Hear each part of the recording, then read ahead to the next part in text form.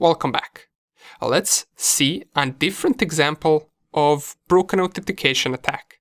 And to present this, we're going to be using OWASP Motilday2. So open up your OWASP machine, navigate to the Motilday2, and under here we want to go to OWASP 2013 and navigate to Broken Authentication and Session Management. Right here we want to go to the Authentication bypass, and let's go to bypass via cookies. Click on that, and this is the page that we want to, let's say, hack. But let's read through this first. So some sites keep authentication and or authorization tokens in the user agent field. This gives the user large amounts of control over these tokens.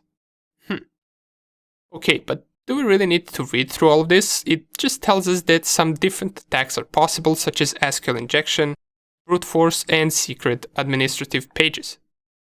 But let's read the name of our task again. So it's broken authentication.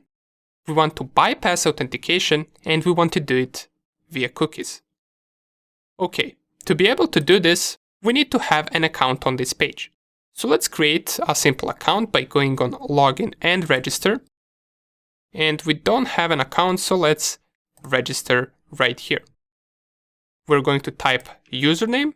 Let's type username test1 and password, let's say test1234.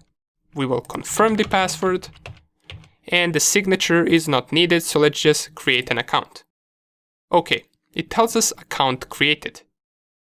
Now let's go back and let's go on login, and let's log in with our account. So the username was test1 and the password was test1234. Okay, awesome. Let's close this window, and in the right corner we should see logged in as user test1. Now let's go back to our page and try to bypass and switch the account by changing the value in the cookies field. So let's navigate to our burp suite, turn on the intercept, and let's try to refresh this page. Let's take a look at the request that we're trying to send, and if we go down, here is our cookie value. Now we can see there are multiple fields to this cookie value, but there are two particular fields that should be of interest to us. We got username equals test1, we got user ID, we got PHP session ID, but these two right here do seem interesting to us the most. Let's try to change the username from test1 to, let's say, admin, because there is an admin account on the Motilday page. And if we forward this request, nothing really happens. We're still logged in as user test1. So maybe we can't do it like that. Let's try with the user ID field first. So let's turn off the intercept, turn it on back again, and let's refresh the page. Now we get the same request. We got the username test1, which is us, and we got the user ID. Apparently 25 is the user ID of our test1 account. Let's try changing that to 1, for example. Let's forward this, go back to the page, and here it is. We managed to switch the account by changing the values inside of the cookie header. Now it says logged in as admin. Here is our account.